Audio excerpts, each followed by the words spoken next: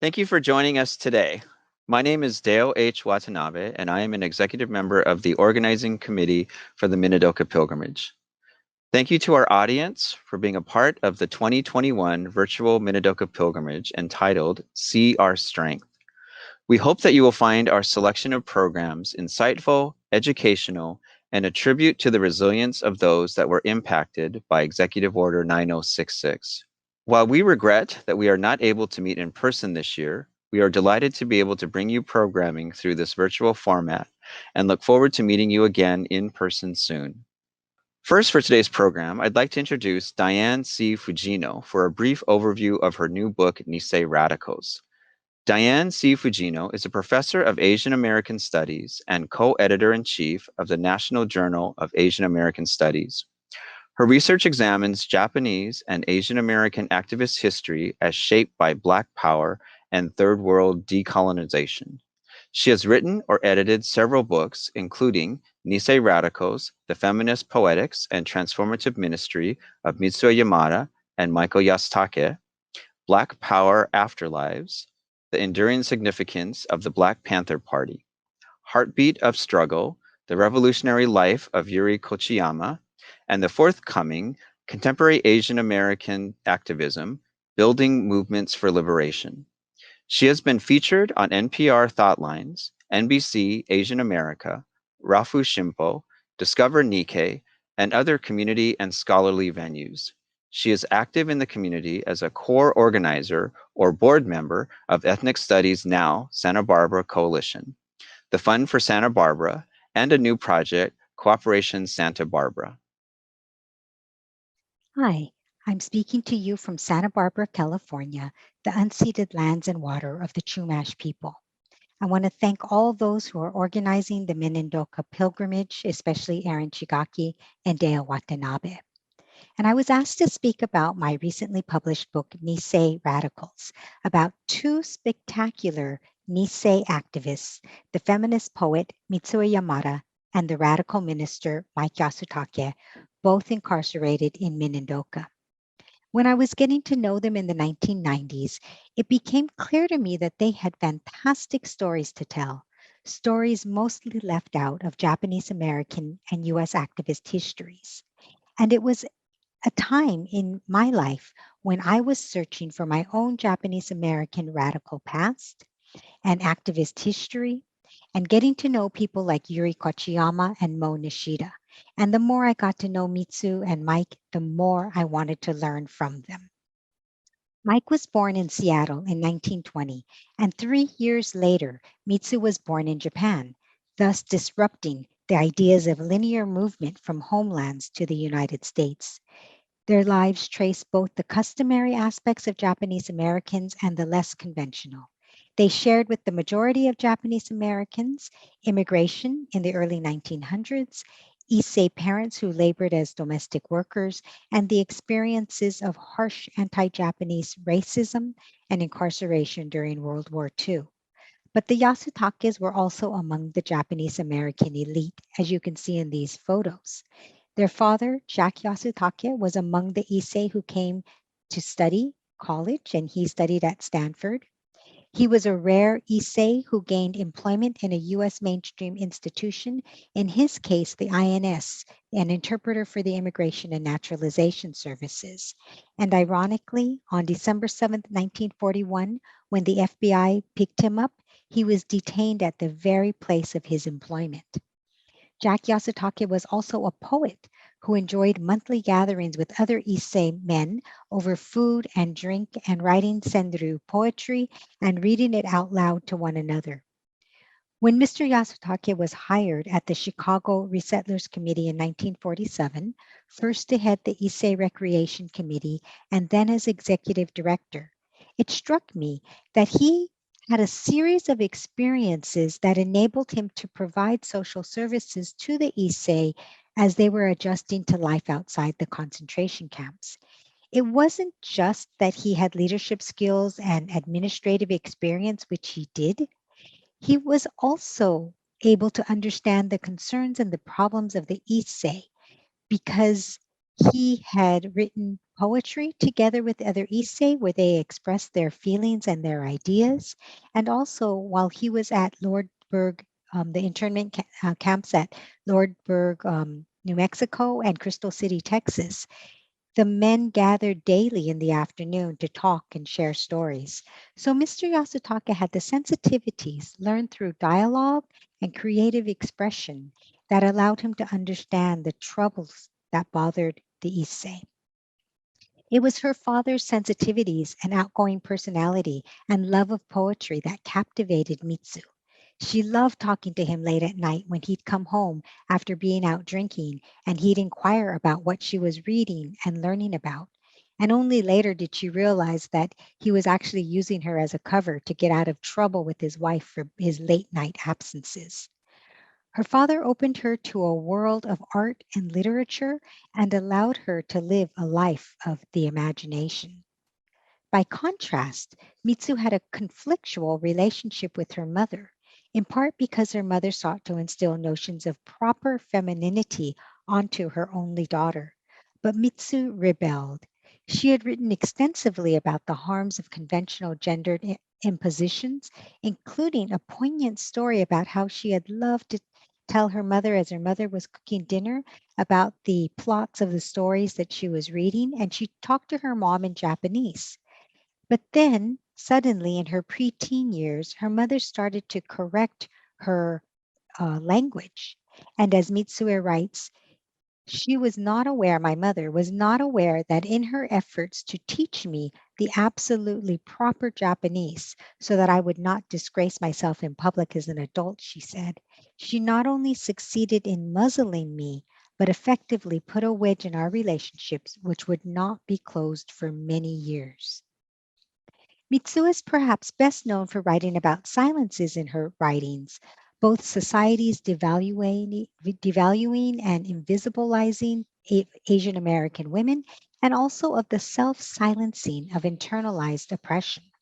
Mitsu had a knack for exposing the kinds of concerns that hit home.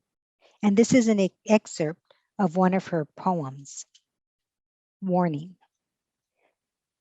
The voice of my father came to me from a corner of his cell, marked dangerous enemy, alien.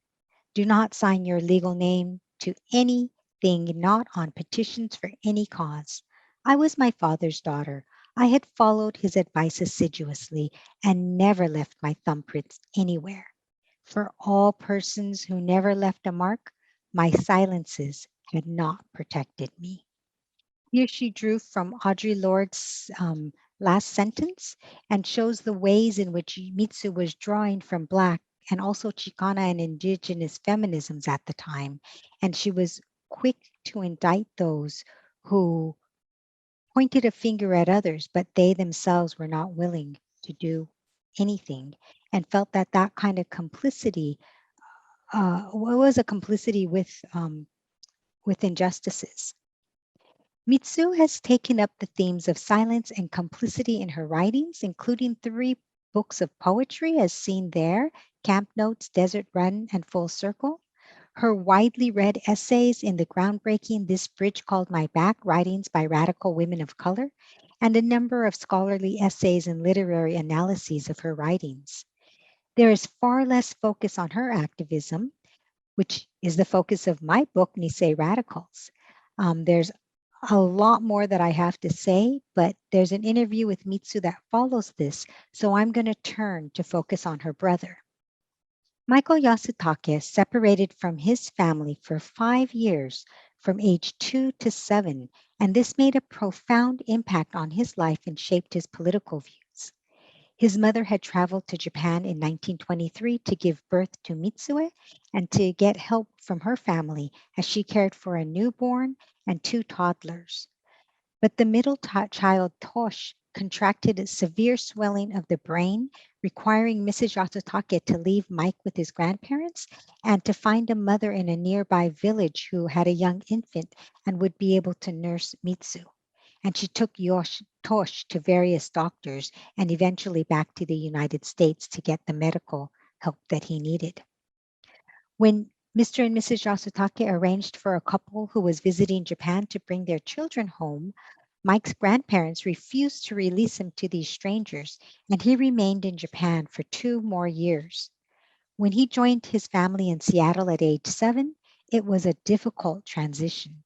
He felt alienated from white America and also from the majority of English speaking Nisei. Mike grew a political sensitivity to the plight of the marginalized and oppressed. During World War II, he refused to agree to fight in the US military. He wasn't formally a no no boy, as he was able to leave camp in 1943 to attend college, nor was he a draft resistor, a formal draft resistor like the 300 plus men in Heart Mountain, Wyoming, and other concentration camps. But he spoke critically of military service, and when the FBI questioned him at the University of Cincinnati in 1944, he still refused to serve in the US Army and found himself kicked out of the college. His refusal to abide by conventional expectations and to stick by his conscience caused him a number of problems throughout his life, including being fired from a few jobs. And in the 1960s, while living in Chicago, and he was working in college ministries for the Episcopal Church, and he took it upon himself to have a broad interpretation of college ministries to include college age draft resistors who were not at universities but locked up in military stockades and US penitentiaries. He traveled many miles out of his way to locate these draft resistors and offer them what encouragement and support he could. In the 1970s, he was working as a counselor at the YMCA college, community college in Chicago, and he often clashed with his supervisors because he was doing things like supporting Iranian students in their opposition to the Shah at a time when doing so was dangerous and could bring not only local but international trouble onto not only the students but the college itself. And then in 1980, when Mike's fellow counselor and co activist Carmen Valentin, who's pictured here in the picture with Mike and Mitsu, when she found herself suddenly arrested for her actions as a Puerto Rican revolutionary, Mike didn't skip a beat. He went and visited her and her compañeras and compañeros in prison. And he grew into an unflinching supporter of political prisoners and started the Interfaith Prisoners of Conscience Project to support political prisoners. It has been said that Reverend Mike visited more political prisoners than any other person, and it may well be true because as a minister, he had access to prisons, to federal prisons, and wherever he traveled, he would go hundreds of miles out of his way to find the political prisoners and make sure that he was visiting them, whether in California, Illinois, Pennsylvania, New York, and far in between. He had developed an unconventional interpretation of the Bible that intertwined principled and courageous activism as part of his spiritual calling. His faith rested on ideas in Luke 4:18 and 19 about the need to bring good news to the poor, to proclaim release to the captives. That helped to motivate his support of political prisoners as well as his own wartime incarceration. And this last line, to proclaim the year of the Lord's favor. This was the year of Jubilee, or a period that every 50 years was supposed to be honored, a time when all debt would be canceled.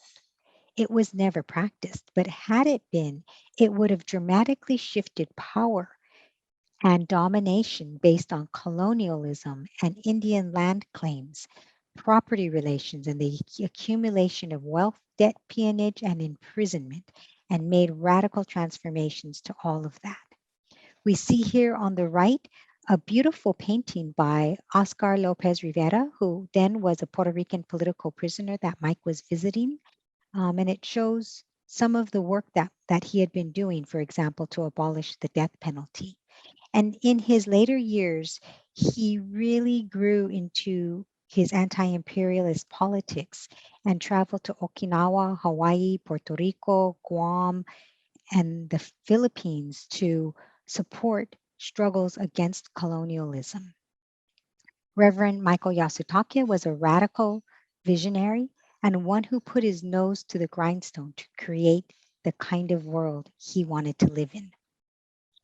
This book has taken 20 years to complete, and I'm so glad that though I was 7 months pregnant, I traveled from California to Chicago to stay with Reverend Mike for a week and interview him and his colleagues and his comrades and to review his archives.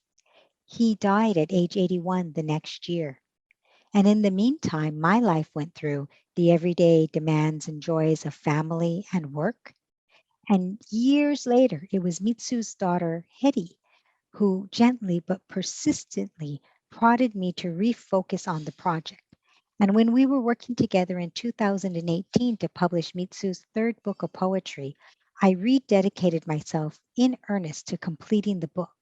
So many thanks to Mitsu and Mike's and their families for their long patience. I'll close by saying both Michael Yasutake and Mitsuye Yamada have changed my life dramatically.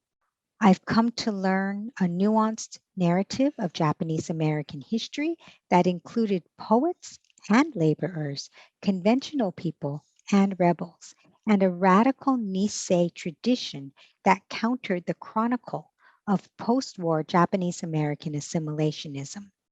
I got to visit political prisoners with them. I got to visit with their family, especially Mitsu's family. And by studying their lives and working alongside them, I came to a world of possibility and radical imagination represented by Nisei like Mitsuye Yamada and Michael Yasutake, who dared to live courageous lives as they struggled to create an emancipatory world. The title of this poem is Minidoka. The train stops at the end of the tracks, literally. Tracks simply sink into the Idaho desert sand, disappear. 1942, a sunny April day, several hundred young and old, men, women, and children from Seattle transported by train from the temporary assembly center at the Puyallup Fairgrounds. We are rickety bussed farther into the desert. All of us carry an assortment of bags, sacks, bundles, and babies in our arms. After 12 hours, we arrive at the gate in the fenced-in area. What we see below the shades of the bus window, rows of tar-papered barracks surrounded by barbed wire fences. We enter the gated compound. I suck in my breath. The air is dry. I look back. Outside the fences are blankets of low, round sagebrush stretched out wide for miles and miles. Minidoka, my home. Today, I have the pleasure to be in the company of a remarkable Minidoka camp survivor, Mitsuye Yamada. Mitsuye Yamada is an acclaimed poet, essayist, educator, feminist, and human rights activist. Yamada was one of the first and most vocal of Asian American women writers who wrote about the wartime incarceration of Japanese Americans. She is the author of Camp Notes and Other Poems and Desert Run, Poems and Stories, both of which are available in the combined volume, Camp Notes and Other Writings. At age 96, she released Full Circle, New and Selected Poems in 2019. With a lifelong commitment to fighting for human rights, Yamada served on the Amnesty International USA National Board of Directors. She is featured in the 1981 documentary Mitsuye and Nellie, Asian American Poets. Most recently, her life is depicted in the political biography Nisei Radicals, the Feminist, Poetics, and Transformative Ministry of Mitsuye Yamada and Michael Yasutake by Diane Fujino and published in 2020. Mitsuye, welcome and thank you for being with us here today. It is truly an honor to have this conversation with you. It's great to be here. Thank you. First, I just want to know, how are you doing? You and those of your generation have lived through more than one life-changing worldwide event. How That, has the pandemic affected you? that's true. Well, fortunately, I'm quite fortunate to have a great family, my daughter Hetty and her family. And so we've been kind of locked in during the pandemic, but getting to know each other better and and you know, and we're quite happy together. And it hasn't been too difficult for us to be locked in Mm, together. And it's lots of family time, and it's been great. Yeah. that sounds wonderful. So reading your story in the book Nisei Radicals, it sounds like you did not really set out to be a radical, but just sort of fell into the position because of your experience. Can you tell us a little bit about how the early years shaped you? Well, I think I've been very fortunate in having a great family, a very close knit family, and I think that it has a great deal to do with my parents, who have provided us an atmosphere of great security for my three brothers and me, and we've had a very middle class life in Seattle. I Mm, think that my father, who came to this country when he was in his late teens, I mean, could you think about think about the heroism of the Issei's. They're just a remarkable generation, because my father, when he was in his late teens, came to this country not knowing a word of English, and and then he studied and went to high school in San Francisco and then to Stanford University, and he worked as an interpreter for the Immigration and Naturalization Service for 23 years. And my three brothers and I grew up in Seattle in a very comfortable middle class life. And after all this, he was arrested when on December 7th, mm, the day that Japan bombed Pearl Harbor.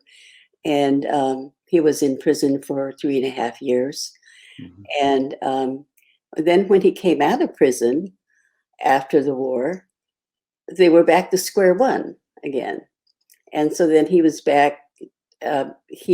My mother and he, they had no place to live. And so they, or, way of making a living. And so my mother worked as a housemaid and a maid and cook, and my dad as a gardener.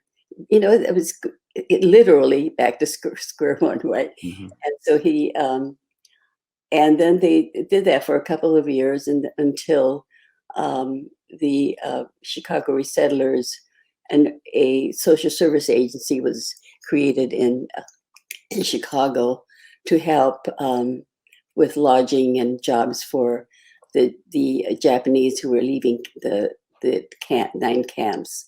And so my dad was asked to be the executive director of that organization, and that's what he was doing until he died in mm. 1953. But the trajectory of his life was just really an amazing. I mean, and they did all of this and never lost their dignity. Mhm. They were very, very heroic, actually, and in many ways. They picked themselves up and went on with their lives. It was really an amazing generation, I think. And most Niseis, and Sanseis and Yonseis, I think we have a great legacy to live up to. Mm. Yes, definitely. Yeah. So, working on the pilgrimage, Hmm. and hearing the various stories from survivors, I Yeah. know that so much is missing in what we know of the Issei experience. And what I really appreciate about your work is just how much more of an insight I can get into sort of the Issei. Yeah. And especially, I appreciate the stories of your mother, Hide, or Hideko, as I feel like the story of the Issei female experience is often overlooked. With all that your mother experienced during the camp years and beyond, how do you think that changed your relationship with each other? Well, my mother and I actually, while we were growing up, my mother and I didn't get along too well because she was trying to mold me into, I was born in Japan. Mm-hmm. My two older brothers I have three brothers, two older brothers and one younger. And my three brothers are American citizens because they were born here. And I was the only one in the family who was born in Japan. And at that time, the Japanese were not eligible for American naturalization in this country until 1953, when the Walter McCarran Act was passed, and that was when I became naturalized citizen. But I was already 30 years old by that time. But so then, the first 30 years of my life, I was an alien.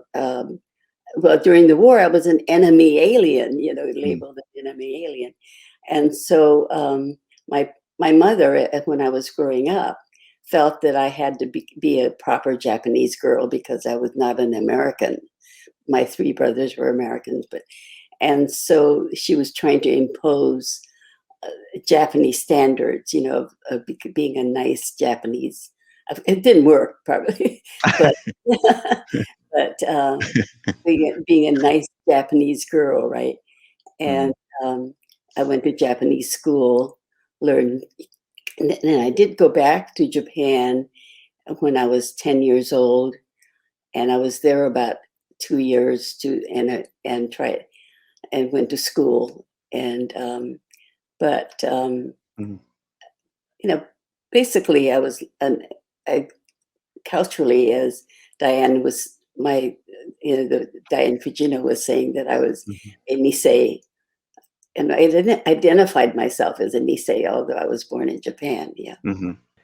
Yeah, I have so much respect for your mom being a single mother, basically, during incarceration. It's something I had never even thought about until, really fairly recently, that there were so many single mothers who basically had to pack up the house, pack up the kids, and Well, when we think about the Issei women, were almost totally dependent on their husbands. They grew up being dependent on the man. And my mother always gave deference to my dad throughout her whole married life. And then suddenly, when he was gone, she just rose to the. I mean, she was a very strong woman, and it was just amazing how she rose to the task, and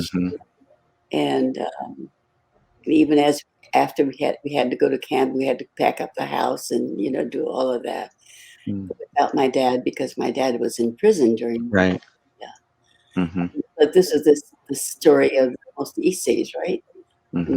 These families at that time, because most of the Japanese community leaders, like my dad, were in prison at that time. Right. I had the pleasure of meeting your mom. Oh, really? Back in when she lived in Seattle, and I always remember her as being a very regal person. And one of my regrets now is I wasn't involved with the pilgrimage then, and there are so many questions that I feel like I would like to have asked her. But one of the things that has really helped me sort of understand a little bit more about her is through not only your work, but also I remember telling her that I was studying Japanese and how excited she was about that. And now just knowing the connection your family has had between Japan and the United States, it just sort of brings that full picture for me. And so I just appreciate your sharing just so much about your family. Are you fluent in Japanese? No. I lived in Japan for 3 years, but I can I can pass, but not not fluent, not peta peta. So I'm also curious, I know in the documentary you talked about or you went back to the site of Minidoka.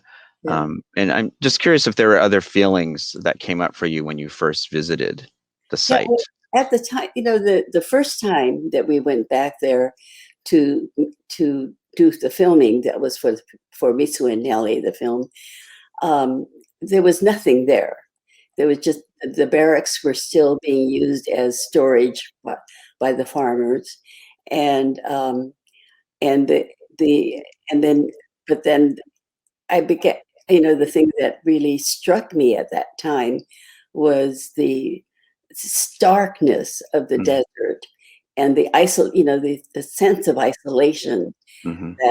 that came back to me. I remember feeling that once we went out there. I mean, you look at this vast desert, and there was just nothing out there, and and that came back to me very powerfully. I think when I first went there to do the filming for in 1980, and Mm-hmm.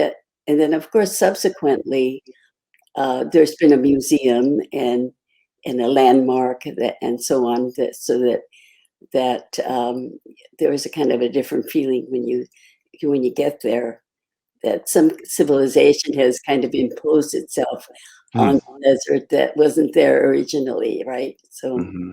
yeah, Mm-hmm. so that those are differences. Yeah. Right. And so have you been able to visit it since it's become a park No, and the I, National Historic Site? well, I think I went back again, and I saw the museum when the museum was being built. When one of the barracks was turned into a museum, I think we did go back when for the pilgrimage when I went with the Seattle group, and that was quite very special because my daughter, my children were there with me, and I think that the emotional impact of sharing that experience was quite powerful, that I didn't have before. To be able to share the feeling with my children, Mm-hmm. and to let them know that their mother had experienced being there during World War II. And I think that experience, this connection was quite powerful for me. Mm-hmm. Mm-hmm. And if I recall, that was like a Yasutake sort of reunion as well, right? Didn't That's right. Tosh? Yeah. My nephew, yeah, it was Mm-hmm. there. Children, yeah, Mm-hmm. Mm-hmm. yeah. So we have a rather large picture of the whole family that we took there. Yeah. Your family history includes a lot of separation from each other from the early years, with some of you living in Japan and others in the United States, and of course, the camp years when your father was imprisoned away from the family. How do you think that shaped your family dynamics after camp? I think that made us closer. In fact, I think that the thing that the legacy that my parents left us, I think, or probably most Issei's, was the about the Japanese American the experience is that I think that most of us and many of my friends also, we have very close knit families, and I think family is very important in the Japanese culture. And I think this has had a great impact on in our individual lives, and another thing, it was the Issei's um, emphasis on education, right? They Mm-hmm. wanted the Niseis to have a good education. They worked very hard and sent us all to college, and I remember just talking about this with my brother Tosh, that we said, I don't really remember any time in our lives when we didn't think that we would go to college. We all knew that, but somehow they never said you are going to go on to. They never. It was never a directive of any kind.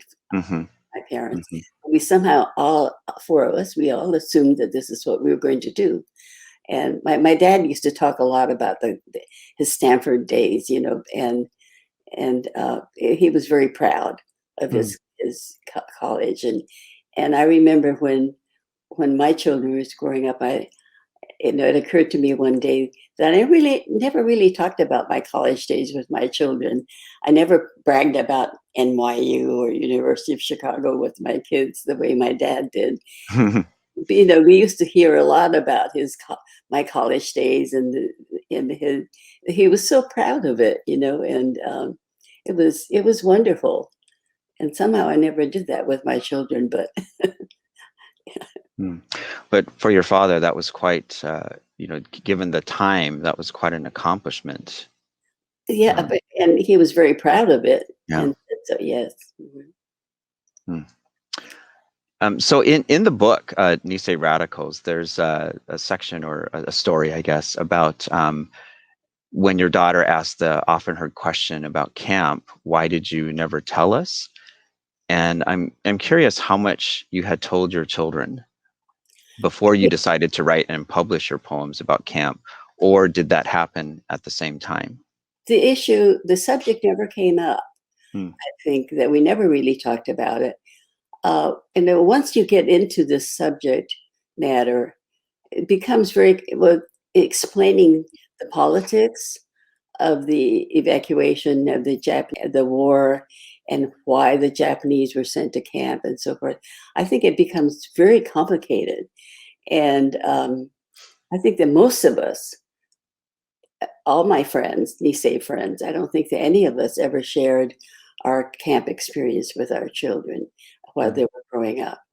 And I think the first time that my daughter was, you know, she was already a teenager, I think there was a 40th anniversary of the evacuation that would be shown on television. And that was when my husband, you know, they were watching it on television. And my husband said to my children, "Your mother was in one of those." And that was the first time that they heard about it, you know. And that was when Jenny said, you know, "How come you never talked about it?" You know. Yeah. And I really didn't have an answer for it. And I thought, well, nobody really asked me, you know. I don't know. I didn't really think about it. I really had to think about it at that moment and subsequently. And of course, in 1976, I finally resurrected my poems that I had written while I was in camp, and published my poems, and which became Camp Notes. Yeah. And it's a wonderful collection of works. Thank you. It's just beautiful. Well, it was just a collection of notes that I kept while I was in camp, and there were no comments, no emotional. You know, there was nothing subjective. I was, you know, in the think about it. You know, I think that one might have written about your. I don't think that I ever sat down and wrote about my feelings at that time. I simply wrote down what I saw, and that became the poems that I collected for that collection. Yeah. So in the book, Nisei Radicals, it's about you and your brother. Mike, yes. Mike. And, you know, sibling dynamics are different through every family. And your family definitely has a breadth of experience, both individually and as a collective. Can you tell us a little bit about how your family gatherings were, especially when it came to discussions about the activist work that you and your brother Mike were doing? Well, my brother Mike and I, you know, we were kind of simpatico. I used to talk to Mike. I think Mike and I talked about every other day, and he was always calling me to ask me questions about what he was doing. Of course, he was giving his sermons, and when he was preparing his sermons, he would. And so Mike and I we were not very close as children. I was closer to my brother Tosh, who was a year older than I. I had three brothers, two older brothers and a younger brother. And we were all grew up very close knit. We were a very close knit family. I think one of the things that the Iseis did was to make sure that their children were close to each other. We, assuming that we had only each other to rely on, and so and then Mike and I became politically. I think that my brother Tosh, who was a year older than I, we were very close when we were growing up. Mm. But as adults, I think that Mike and I became very, our political interests were very close. You know, we became simpatico, as what I say. And we talked a lot. My brother Tosh was an ichthyologist, but he was rather conservative. My younger brother Tosh was more like my dad. I think he was also a community organizer in San Jose, so he was very active in his own right. This is my younger brother Joe, who is still in San Jose, and he was very instrumental in building the Japanese American Museum in San Jose. Right. And was very active with the Japanese community. He was a community organizer there. He took after my dad, I think, in that respect. Yeah. Yeah. So we have a very active family besides Mike and me. You know, that Joe and Tosh were also very active in their communities. Yeah. Yes, no, I have very fond memories of your brother Tosh and seeing him in almost every community event that I also was attending. Yeah. He was a very good supporter. Yes, he was. Yeah. So in your work, in navigating the multiple spaces that you were involved in or are involved in, how did you combat the stereotype of not being the typical, quiet Nisei? And I think of the poem that you wrote, "Silence Will Get You Nowhere," and just how powerful it is. Well, I don't think that you kind of set out to be a one thing or another. You simply do. You become active in your own community, and active in the issues of that present day issue, like in the fair housing that was going on when I was in Sierra Madre. I think what was that, in the 1960s or 1963, when the fair housing bill came out, and there was some I belong to the Episcopal Church, which is a rather very politically active church, and church as a whole. And so in that respect, I had many friends who were very progressive friends in the church circles. And so I was very lucky that way to have very wonderful friends and comrades, and that we worked together on social issues. Yes. So. The book also mentions how often you and Mike were sort of the tokens, whether it be based on gender, race, profession, or religion. So for you, how did you find your voice when you were often the only female of color in the room? Well, I think that you rely on your education and your sense of justice. As certain social issues come up, and with every generation, some really important issues come up where you feel like you have to jump in and make your voice heard. And I think that one of the things that I relied on, of course, was my writing, and so that I published the two essays in This Bridge Called My Back.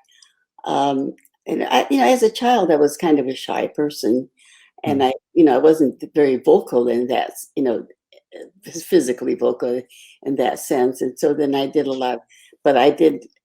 I was very active in the creative writing program with a creative writing magazine in high school at Cleveland High School in Seattle, Washington. Oh, I'm a Cleveland alum. Yeah, I'm a well, I was in my senior year in Cleveland High School when we went to, and the principal of Cleveland High School came to Puyallup Fairgrounds where we were incarcerated and handed us our diplomas. Oh, He no kidding. visited us, yeah, which was really very nice of him to do that.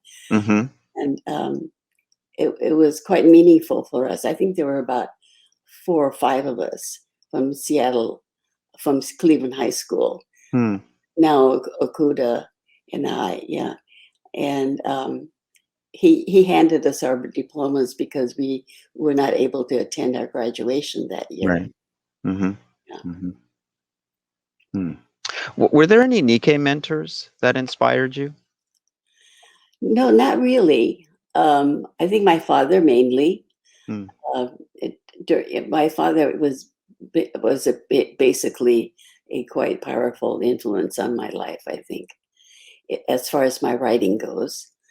And I think when I was about 12 years old, my father gave me a copy of Lady Murasaki's Tale of Genji. Big, it was I think it was about 1,000 pages or something like that. It's a great big novel. And I remember it was translated into English in the 1920s or 30s, I think. And it had just been translated into English. And my dad bought a copy of an English copy, a copy in English, and he had read it in Japanese. And so he handed me this English copy, and he said, the first novel that was ever written in the history of literature was written by a Japanese woman. And here's a copy of it, which that was kind of quite an impact on me. That the first novel that was ever written in the history of literature was a Japanese woman. And just think about it, how that was quite impressive for me. And I remember reading the novel from beginning to, and it was a very, very long novel, by the way. Yes, yeah. A lot of bed hopping. Yes, yeah. And I'm trying to remember. So when I lived in Japan, I actually visited, I think it was the castle where she wrote the book. Yeah, right, And right. I'm trying to remember where that was. It wasn't Himeji, was it? No. I really don't know. Well, that was in the Imperial Palace, wasn't it? Right. So maybe okay. You're right. I just remember and I just remember they had like it was like a very bare room, and she just had the table on the floor table, and it was just there, an image of her sort of writing the book in this relatively dark space, but to think that such work came from that space was that long ago is very impressive. I think the story is that she had a younger brother who was very slow in learning, and the parents, of course, the girls didn't get an education, right? And they didn't think that it was necessary for a girl to learn to read and write. But then they hired a tutor for her brother, and the tutor, while the tutor was teaching her younger brother, she sat and listened. And she was the one who learned it, whereas he was very slow and he didn't learn anything. And so that's how she happened to learn to read and write. And that was Lady Murasaki, yeah. Yeah, Lady Murasaki, yeah. Shikibu, I think her name was, yeah. So your poem, 30 Years Under, makes a statement about anti-Black racism within our community. Yeah. Could you speak a little bit about the moment of awakening and where you think the Japanese American community is today with the notion of resisting complicity with white supremacy and the model minority myth? Well, I think that that was the moment I remember watching James Baldwin. I think it was James Baldwin, the big bulbous. I suddenly realized how important it is for us to speak out, and of course James Baldwin. I loved his novels, and I had read him quite to them. When I heard him, it was quite impactful, and I could see the parallels with his life and mine as well. Yeah. Does this moment of racial reckoning bear any similarities to others you've seen?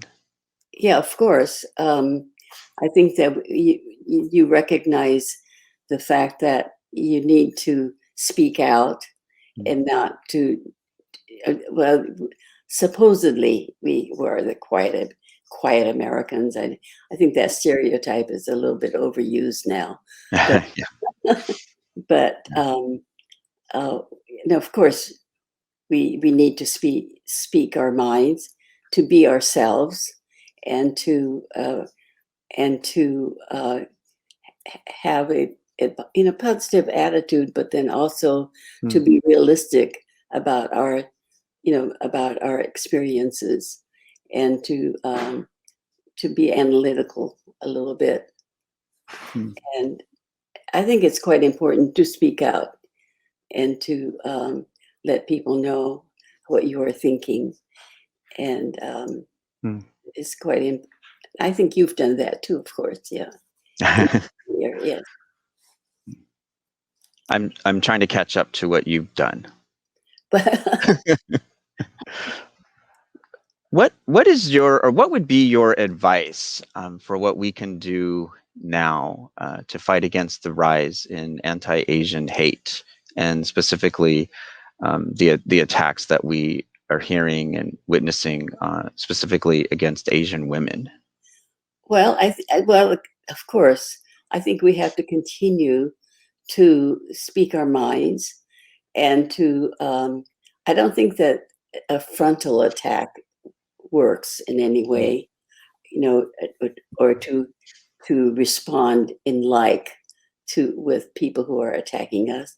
I think we simply have to keep retain our ground, and to be ourselves, and then continue fighting and never stop. I think that we're never finished, actually. When you come to think about it, during World War II, when the attacks were against the Japanese Americans, and then during the Persian War, the attacks against the Arab Americans, and then now with the anti-Asian. I mean, it keeps coming in waves, right? And the same thing keeps happening over and over, and so we have to continue. We can't become tired or jaded over all of this, but we have to continue to fight back, and not fight back actually in those specifically, but to retain our strength, and keep writing, and keep active, and to be politically active as you are. Yeah. So I guess a last question I have is what do you think it means to be Asian American today? Well, that's a tough question. I think that, well, you're not an Asian American as such. We're all Americans, right? And good point. Yes. Yeah. I mean, you even while you're growing up, you say, well, I'm not, you don't think of yourself as an Asian American or a Japanese American. You do, you have different kinds of experience than a white American. And you have to observe and to see that there are differences between you. And I think that political analysis is quite important, to be alert and keen about and to be honest with ourselves, I think, and to speak our minds, and continue to speak our minds and never stop. Like we never stop fighting, actually. Yeah, it's my my brother Mike used to say, you can never stop fighting. Yeah. And that ties in nicely with the mission of the Minidoka Pilgrimage Committee, that we continue to organize the pilgrimage to make sure this part of history is not forgotten, and that the legacy of the experience continues to be educated to the general population, because I am astounded when I still run into individuals who have no idea that this even happened on American soil. That's right. That's right. And I think that you people are doing very good work by keeping the legacy alive and keeping the legacy of our the Iseis alive, which is a very important thing to do also. Yeah. Yes. Well, Mitsuye, thank you again for your time, your spirit, your energy, and your legacy of giving a voice to the voiceless, for being a beacon for justice, and helping to educate by sharing your personal stories to help the collective community and the world understand and heal. It has truly been an honor to spend this time with you.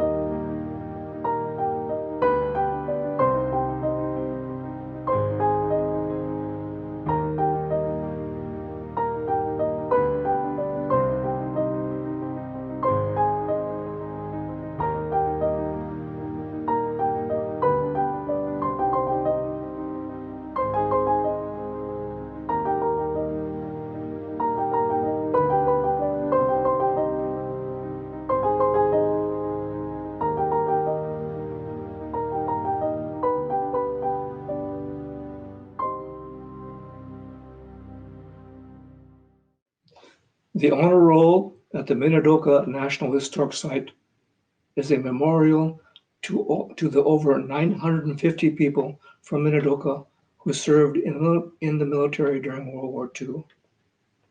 It provides an opportunity to reflect upon the concepts of injustice, patriotism, wartime incarceration, and conscientious resistance. Each year, we memorialize those 73 Nikkei soldiers from Minidoka who gave their lives for their country, while the families and communities remain incarcerated behind barbed wires.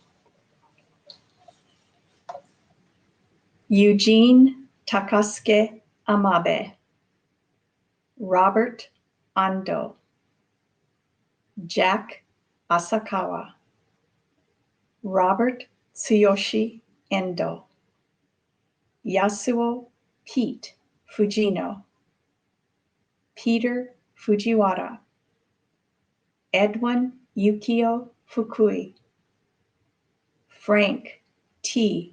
Hachiya, Fred H. Haita, Tom S.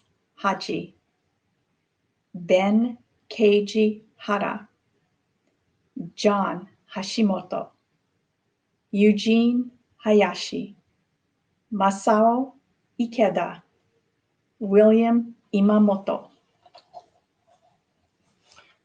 Shunichi Bill Imoto, Masami Inatsu, Haruo Ishida, Mitsuo M. Iseri, Hisashi Iwai, Joe Y. Kadoyama, Jiro Kanetomi, Akira Kanzaki, Yoshio Kato, John Ryoji Kawaguchi, Tomoyuki Leo Kikuchi, Francis Kinoshita, James Toshio Kokubu, Thomas T.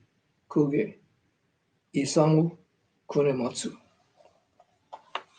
John Noboru Kiyono, George Miyako, William Mizukami, Roy T.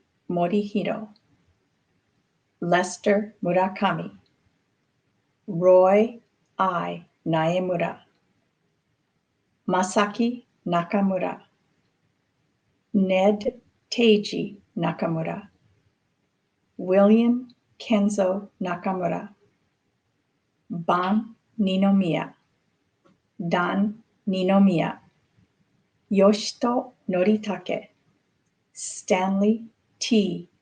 Oba, Isao Okazaki, Takaaki Okazaki. Ken Omura, Pacific. Ken Omura, Italy. Satoru Onedera, Yohei Sagami, Tsukasa Saito, Shin Sato, Tadao Sato, Yukio Sato, George Katsuya Sawada, To Seike, Masao Frank Shigemura, Tetsuo Shigaya, Jimmy Toshio Shimizu, Banzo Takahashi, Shoichi Takehara. Tommy Tom Takemoto, Jim Takeda, Jim Yutaka Taketa, William Peter Taketa, Masaru Richard Tamura, Matsusaburo Matt Tanaka, Senji Tanaka, George Utaka Tatsumi, Theodore Watanabe, Setsuro Yamashita, Goro Yamaura, Hideo Yasui, Shigeo Yoshioka. We honor these soldiers for their ultimate sacrifice for our nation. Thank you.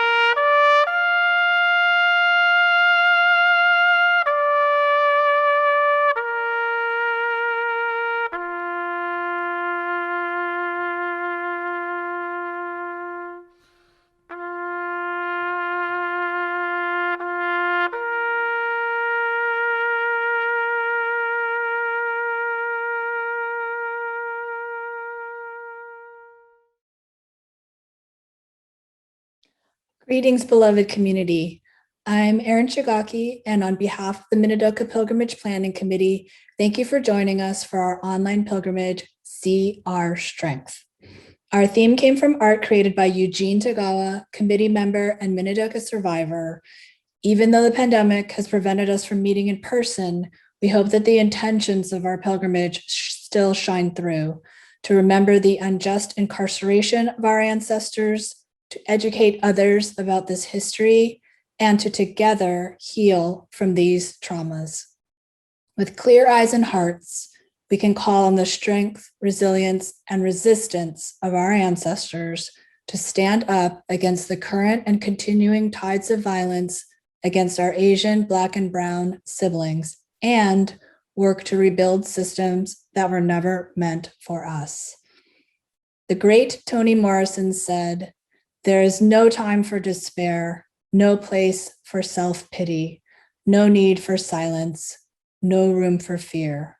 We speak, we write, we do language. That is how civilizations heal." See our strength. Please take care of each other, and we hope to see you in 2022 in Southern Idaho.